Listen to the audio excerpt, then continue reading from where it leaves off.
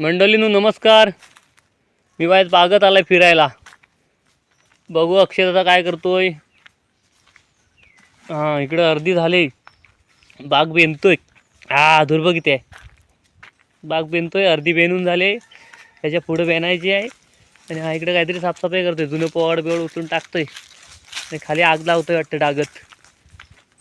बघूया. मस्त. जरा थंडी उडाली, बरा वाटला आगीच्या बाजूला उभा राहून. मस्त साफ केलं ना बघा इकडं. त्या सुपाऱ्या आहेत ना रे अक्षय, बारक्या बारक्या सुपाऱ्यात का माड आहेत. या सगळ्या सुपाऱ्या आहेत,